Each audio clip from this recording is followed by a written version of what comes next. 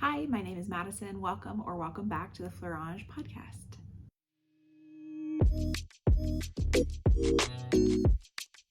I gifted myself a hand-dyed yarn collection in the fall, and it arrived, and the yarn is gorgeous, and I had no idea what to do with it because I didn't buy a sweater quantity of one yarn.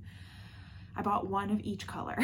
So that's, let's see, 1, 2, 3, 4, 5, 6, 7 different skeins of yarn that they all coordinate together, but I don't have enough of one color to make a big sweater. So I thought it could be fun to take a look at all of the hand dyed that I have and to find some patterns that are size inclusive that showcase hand-dyed yarn specifically. So there's going to be a few accessories and a lot more garments, because I find that as soon as you decide that you want it to be size inclusive, well, okay, an extra small might be able to make a camisole out of one skein of yarn, but a 3XL can't. So these garments are not one skein garments, but they are maybe something that could highlight one skein of yarn. Yeah, so that's basically what I was looking for when I was looking at patterns. If they were a garment, they had to be size inclusive. If they were an accessory, I think all of the accessories come in more than one size, which is great.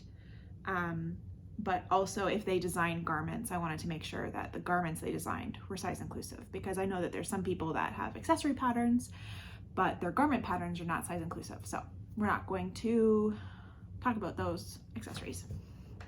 But that's maybe me just being a little nitpicky, but it's my channel, so I can do whatever I want. So we're gonna take a look at my yarn first. I would love to show you the hand-dyed collection that I bought. It was the Hello Pumpkin by Fuzzy Peach Fibers. Oh my goodness, every single colorway that she came out with, I absolutely loved, which is why I bought the whole collection. So I bought the collection in her Cozy Yarn Base, which is a 100% ultra fine superwash merino at 490 yards per 100 grams. So it's fingering weight, it's 100% merino. I knew that I wasn't going to make socks with them, so I wanted to get 100% wool without any nylon in them, just to try it out. And oh my goodness, I absolutely love the colors. So this first one is called Enchantment. It is pink and purple and yellow and just absolutely gorgeous. Second one is Tiger Stripe, which is like a yellow, burnt orange. It's got some green speckles in there. I'm gonna say absolutely gorgeous after every one because I bought every single skein because I thought they were absolutely gorgeous, so sorry about that. Next one is Ghirardelli, I think is how you pronounce it. Beautiful rusts and teal and gray, a little bit of purple in there. Oh, love it. And Gunsind, I think they're all named after pumpkins. Don't know how to pronounce them. So this one is, I would say it's like the younger sister to this one. So it's just a little bit of a lighter blue, a little bit less burnt orange speckles. So I really like those two together. And then she has some tonals that came with it as well. So this one is Lumina. And then we have Midnight. And then we have, of course, every single one that I picked up was upside down. Pumpkin Spice, which those are just absolutely beautiful tonals that come through in every single one of the speckled ones. So that's the full Hello Pumpkin that I got. I have a few other random skeins. I have 2 skeins of hand dyed that I dyed that I would love to find something to do with. This is the Hawthorn base from Knit Picks. So it is a sock yarn, but I mean, socks, yeah, sure, you could knit socks. Go for it. But I wanted to find maybe something a little bit more special to do with the fingering weight sock yarn. So we got those two. So this one is like a pumpkin. So this one is like a pink and red, and there's some purple speckles in there. I was just fooling around with some acid dyes that I bought. And this one is more of a blue, purple, tonal speckle one. So those are two that I hand dyed. I have two more from Knit Picks that are on sock base. So one of them is static and one of them I think is a discontinued one. So this is a self-patterning one, and this is like micro stripe if you did it in socks. I would be really interested to see what the patterns turn into if you do something larger than socks though, and just use it as an accent. What would happen? I think that'd be cool. I have a Color Story Yarns hand-painted sock that I got from my local yarn store. It's from Estelle Yarns, and it's just kind of some crazy colors. It's mostly purple with then some teals and some yellow and some oranges. And I have a single skein from the Crafty Bird in sweater weather. And then Fuzzy Peach Fiber was having a sale. She was having a sale shortly after I placed my order for the Hello Pumpkin. So I ordered some mohair that shipped together with it. So this came at the same time. So this is Edelweiss. Edelweiss, however you pronounce it. It's like soft blue with green, teal, yellow. So such a pretty mohair. And then this one is Sunflower Patch. So it's mostly this bright yellow, but then it has some pink and some green through it, a little bit of blue. Also very pretty. So those are all of the yarns that I wanted to find patterns for. It's a lot of yarn, but it doesn't really equal a sweater's quantity of anything. Like, unless I decided to knit my son a sweater, I wouldn't even be able to use one of them as the contrast for like a striped sweater. So I wanted to find some different things that I could do to use them together, or maybe with another yarn to make some fun projects. So I have some notes here on my iPad so that I hit all of the main points. So forgive me if I'm looking down at my iPad, but it's gonna be what it's gonna be. So the very first pattern is a classic that I'm sure most of us have in our library, and that's the Musselburgh hat by Ysolda Teague. It is an amazing hat pattern. I haven't knit it yet, but I have it, and I'm planning on knitting it. I have yarn for it, clearly. But it comes in sizes baby to adult XL. It is a non-swatching pattern, so basically you cast on and then you knit a ways and then you measure your gauge and then you go based on that, which I think is fantastic for a hat. Like, if I've knit a couple hats and I've never gauge swatched before, so it's nice that it's designed to not gauge swatch, because I don't gauge swatch anyway.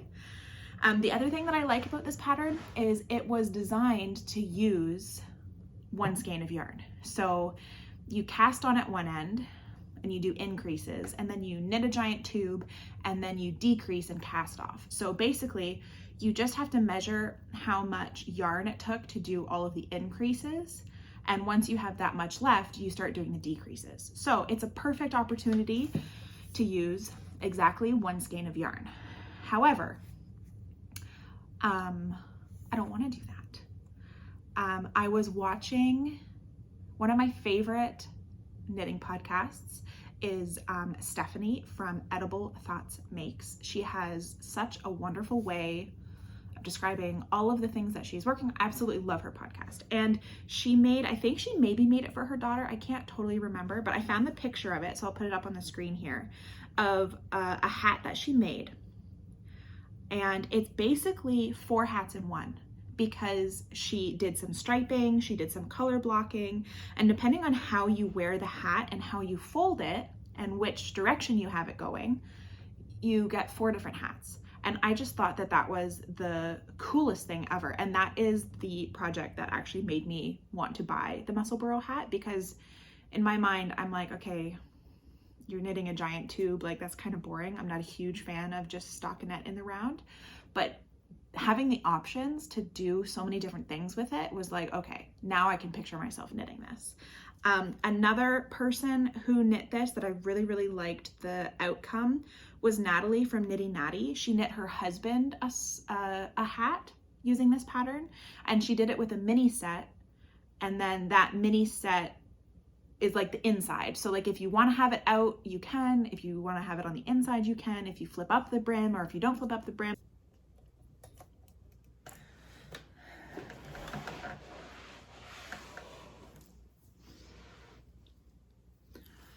Sorry about that, my phone died. Apparently I need a new battery. I don't remember what I was saying, but so Stephanie from Edible Thoughts Makes, and Natalie from the Knitty Natty, or just Knitty Natty, I don't remember. I watched both those channels. Both of them made Musselburghs that I really, really liked. And it made me realize that you could do it with more than just one skein of yarn. So I thought, like, okay, so what if you did half and half, right? So half of it is the yellow, half of it is the pink. And then depending on which way you have it out, the opposite would be the brim, right? So if you knit half of it with pink, the other half with yellow. If the yellow was on the inside, but then you flipped it up, the yellow would be the brim, and vice versa. I think would be really cool. I also think it would be really pretty, like you could do the stripes, like more similarly to what Stephanie did. So choose one main color and then do some striping. I think would look really, really good. I think to tie this in a little bit better than just having a single hat, I think that if you did half and half for the hat, so if you have 2 skeins, the hat is designed to use 1. If you use half and half, then you would have 50 grams of both left over to make a pair of matching mittens. I found 4 different mittens that I think you could combine colors in a really cool way that would tie in with your 2-tone hat. So the first one is the Palmistry gloves by Stephanie Lotven. It comes in 7 sizes. It comes in fingerless mitts and in full-length mittens, and it is striped. So I think that'd be really cool, especially if you did the striped version of the Musselburgh hat, because then you can kind of tie in the stripes with striped mittens, striped hat. I think that'd look really cool. The next one is the Mittums by Joanna Ignatius, I think. 2 sizes. And I think these ones are really, really cool, because especially when it is so freezing cold out there right now, I think it's like minus 17 degrees Celsius. Don't know what that is in Fahrenheit. So these are double layer mittens. So I think that'd be really cool to do the main mitten in one color and then the cuff in another. And then when you fold it up, you get half and half, which I think would be so, so cool. The next pattern is the Fadewalker Fingerless Mitts by Elizabeth Abate. I'm sorry, I'm so bad at names, pronouncing things. This one also comes in 2 sizes, and it is designed to be a fade. So I don't know exactly how that would work with only 2 colors, but I still think it could be really, really cool fading from one color into the next color to tie in the 2 colors of the hat. And then the last pattern that I found is the KI Mitts by Beatrice Mase. Comes in 3 sizes, and this one is, it almost, I think this would be considered intarsia, I think, but I believe what it's described as in the pattern is using short rows to make the different colored sections. And I think this is just would be a really, really unique way of using the 2 colors together. It comes with a lace version and then just a plain version, and no matter which pattern you buy, it comes with both patterns. So I think that's pretty cool too. So yeah, those are the 4 mitten options that I think would tie in really, really well with the Musselburgh hat and make the best use of 2 skeins of your precious hand-dyed yarn. The next 2 patterns are scarves. So the first one is the Avenue scarf by Galt House of Yarn. It's free, which is awesome, and it is specifically designed to use exactly 1 skein of yarn. Again, you cast on and do the increases, you weigh how much yarn that took, and then you knit until you have that much yarn left, and then you do the decreases. This is a I-cord edge garter stitch shawl, which I think that there are quite a few patterns out there for, but this is a free version that walks you through how to only use 1 skein of yarn. Again, I think it would be really cool to two-tone it and do half in one and half in another. I love having matching sets. Some of those mittens that I talked about do not use that much yarn, so I think it would be really cool, like you would almost be able to squeeze out the hat, a pair of mittens, and a scarf to kind of they would kind of be matching, but also like with hand-dyed yarn, like each section of it is so unique that it's like it would match, but it wouldn't match perfectly. Yeah, I just think it'd be pretty. The other scarf that I found is the Cecil shawl by Joanna Herriott. And I really think that this one is cool because it uses mohair to create different abstract shapes. So you're holding 1 fingering weight yarn throughout, and then the way that you get these shapes is you end up holding 1 strand of mohair, or at certain points 2 strands of mohair in like an intarsia way of doing it to get these different blocks of color. And I think that would be a really cool way of using up a skein of hand-dyed mohair. So it doesn't have exact yardages given for the mohair, but if you use 3 colors, she said that 3 50-gram balls of mohair, you'll have more than enough. So I'm sure this is something that you could use up some scraps if you have some hand-dyed scraps of mohair laying around. I don't think it would use up a ton of yarn, and I think it'd be a really cool way of highlighting some hand-dyed mohair. The next 2 patterns are shawl patterns. So the first one is the Pogona shawl by Stephen West. There is a 1 skein version or a 3 skein fade version of the shawl. I really like this shawl because it's not like your typical triangular shawl. I guess maybe it's a crescent shape. Like when you hold it straight, it's kind of flowy. So I think that it would just really fit over your shoulders and stay there really well. And I think that would be a really pretty way of fading 3 different colors together. Like in my mind, like, can you imagine a shawl from this light color to the lightly speckled one to the darker speckled one? I just think that that would be such a gorgeous, gorgeous shawl.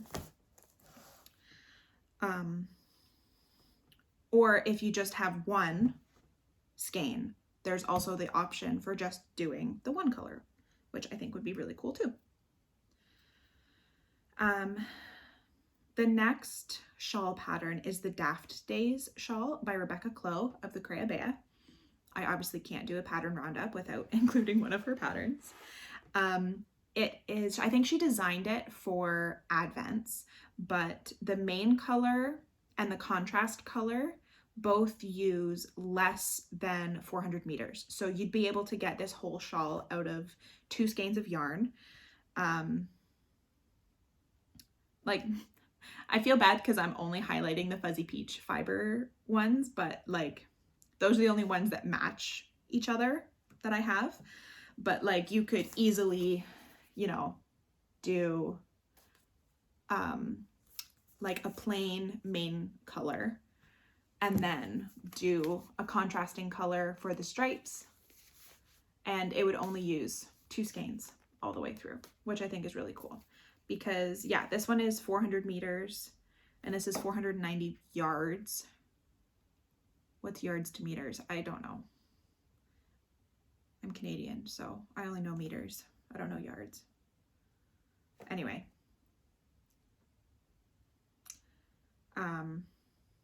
490 yards. I'm sure, I think that's close to 400 meters. I think it's a little bit,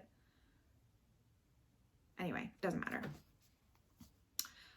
The main color uses 370 meters and the contrast color uses 325 meters for this shawl. So, oh man, I actually really think that would be pretty. Like these don't go together. Like they're not dyed by the same person, but look how gorgeous. Like that might not be enough contrast for it, but look how gorgeous those two look together. Wow. I didn't even think to put those together. But now that I have it pulled out, it's very, very pretty. Yeah, anyway. So yeah, those are the 2 shawl patterns that I found. The next one is something that is definitely out of my comfort zone that I never would have thought of, but it is the Sleeve Vibe by Sachiko Burgin, I think.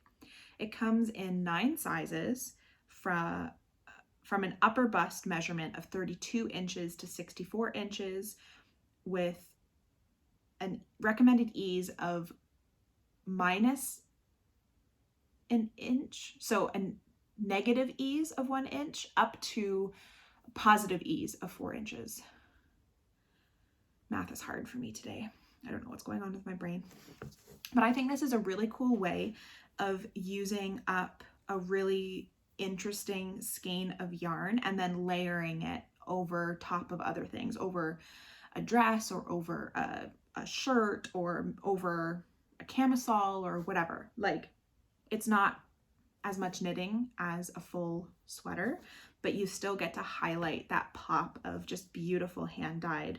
And she's showing it in a hand dyed, and I just think it looks absolutely beautiful. And it's such a unique like statement piece for a statement skein of hand dyed yarn, which I absolutely love. The next 3 patterns that I found are all sweaters that are designed for mohair, or that include mohair. I guess they're not necessarily designed specifically for mohair, but the recommended yarn includes mohair. The first one is the Lento by Jonna Hietala. Comes in 9 sizes, bust circumference of 38 inches to 67 inches with a recommended ease of 5 inches. And I just think, so in my mind, I'm like,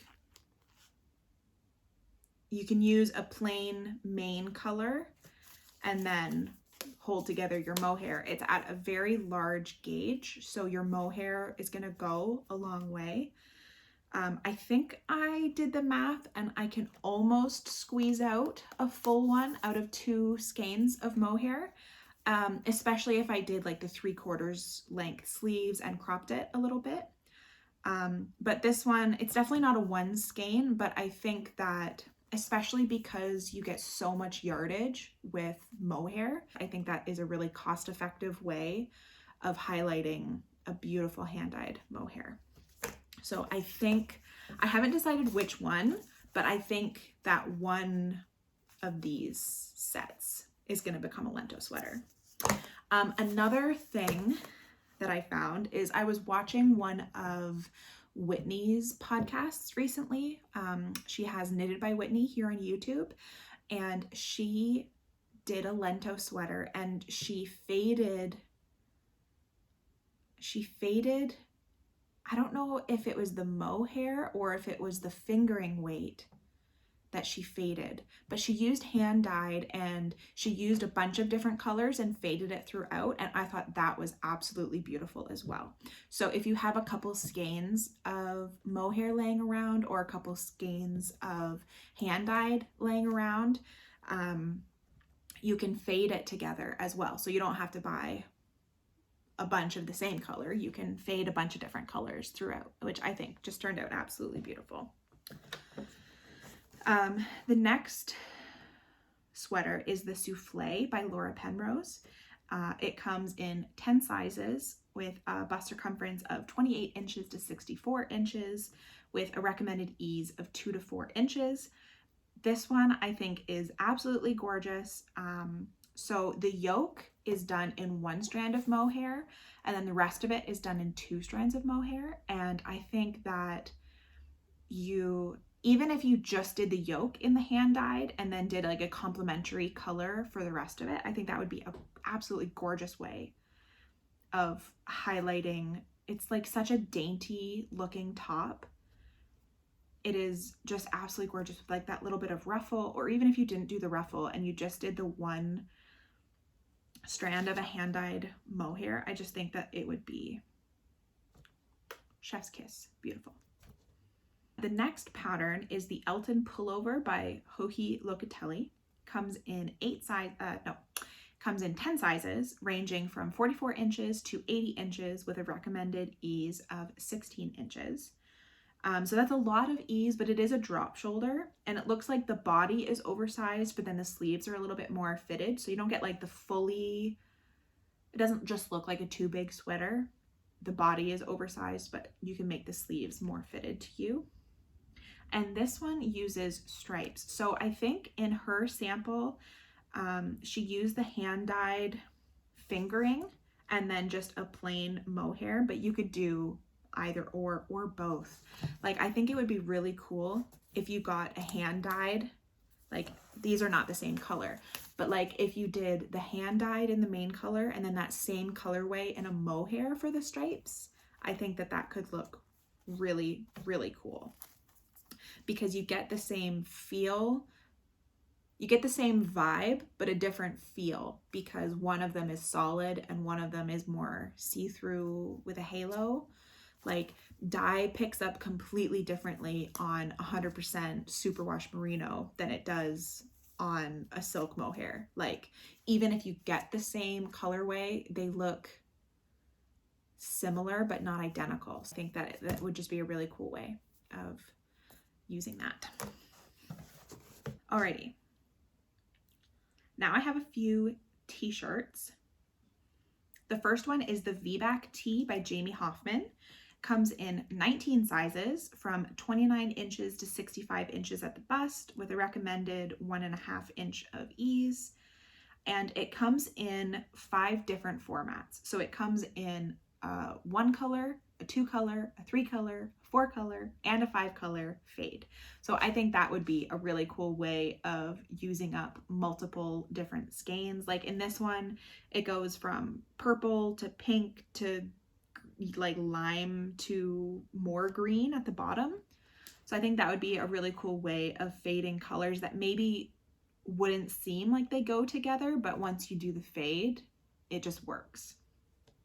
So I did the math here, and for the largest size, if you did the 4 color format, you would need 3 skeins of different colors and then 2 skeins of the same color to get the largest size out of the 4 color. So really 1, 2, 3, 4, 5 skeins for like a loose flowy shirt is not too bad, especially if that's the largest size as well. So smaller sizes would be able to do a little bit less than that, and I just think that that would be really cool. The next one is the Coloring Book Tee by Amy Sher. It comes in 9 sizes ranging from 34 to 66 inches at the bust with a recommended ease of 3 to 5 inches. Stripes are awesome. Like at the most, the largest size, it takes 230 meters to do the stripes in this t-shirt. So that's a little more than half a skein. So that's really not that much yarn. And especially if you did like a very plain main color, those stripes could absolutely shine, which I think is awesome. The next pattern is the Rumble Raglan by Lydia Morrow. It comes in 9 sizes from a 25-inch to 48-inch bust, but it's a recommended 15 inches of negative ease, which is a lot of negative ease, but it looks great on her. I really like it. I would love to try it out. I've never made anything with that significant amount of negative ease. So I think it'd be really interesting to try out. So there's a 2-color option and a 3-color option. It's color work. Oh, just absolutely gorgeous. Again, I'm saying that a lot, but it's true. So I think it would be really cool, again, if you did like 2 normal, not normal colors, but like 2 pure colors, 2 solid colors. That's what I'm looking for. If you did 2 solid colors, and then if you wanted to highlight, oh man, oh, that would be so pretty. Like, it would be very low contrast, but that would be really, really pretty. Ooh, I like that a lot. And I did the math, and if you did the 3-color option, it would take at most 384 meters for the contrast color. So again, if you had a solid color in maybe a more budget-friendly yarn and you just wanted to use 1 skein for the contrast, you could, I'm trying to like pick yarn that isn't the fuzzy peach fiber. You could absolutely do that.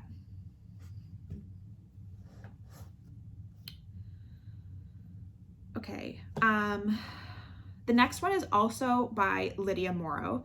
It is the Jackpot Jersey. It comes in 11 sizes from 22 inches to 57 inches at the bust, with a recommended negative ease of 4 to 9 inches. This one, I think, again, I mean, I like all of the patterns because I chose them specifically because I like them. So I'm sorry that I'm just restating the same thing over and over again.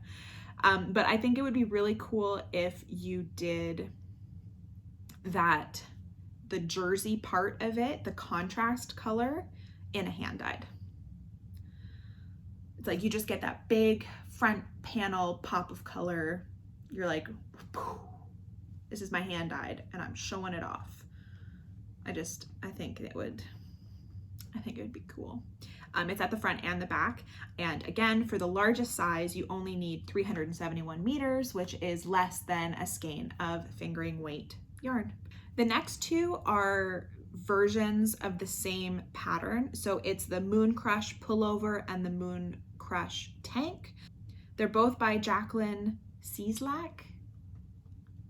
Sorry, don't know how to pronounce it. Jacqueline? Oh, is she French? Maybe she's French. You would think I would know how to pronounce French names, but that's okay. They both come in 9 sizes, ranging from a 36-inch to 68-inch bust, with a recommended ease of 4 to 6 inches. Gorgeous intarsia.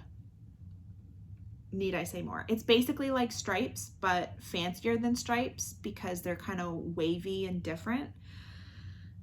Obviously the pullover takes more yarn than the tank. So they both come in 2 options. They come in a 2-color option and a 3-color option. So for the 3-color full-length tank, for the largest size, you need less than 400 meters in all 3 colors.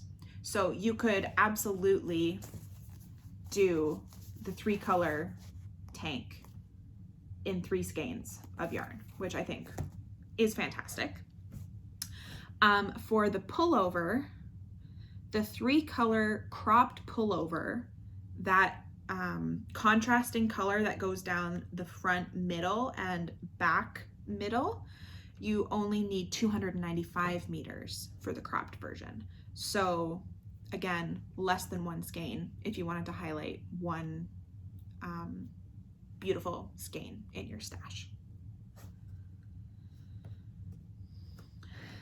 The last 2 patterns I found are the sea glass patterns. So the sea glass tee and the sea glass hat both use fingering weight.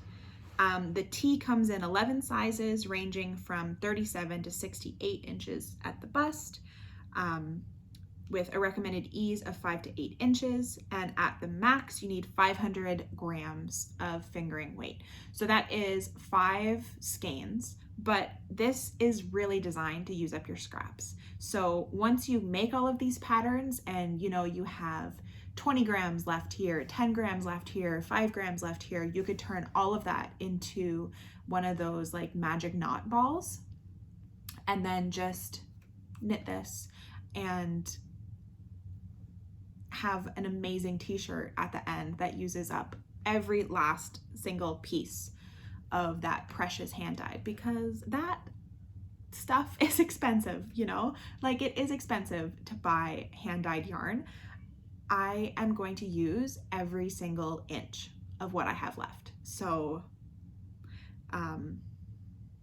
this is a great way to use up every single inch. And the sea glass hat pattern is free. It comes in 8 sizes from newborn to adult large, and at the most you use 44 grams.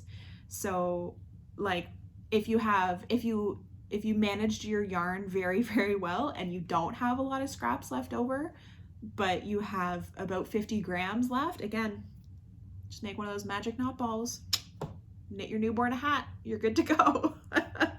And it's free, which is awesome. So yeah, so those are all of the patterns that I found.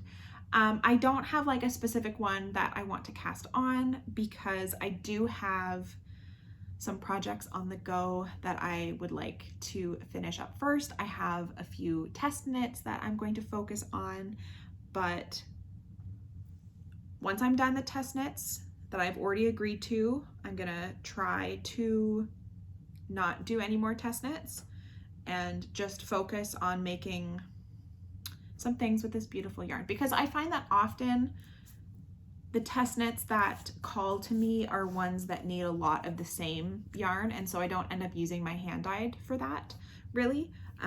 So I would love to focus on using these beautiful skeins of hand dyed yarn that I have in my stash.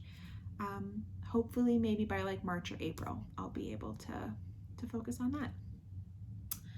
So yeah, I hope you found a few ideas, a little bit of inspiration, some patterns that you think might work for those hand-dyed or special skeins that you have in your stash that are just begging you to knit them into something. Yeah, I hope you enjoyed. If you made it this far, thank you so much for watching.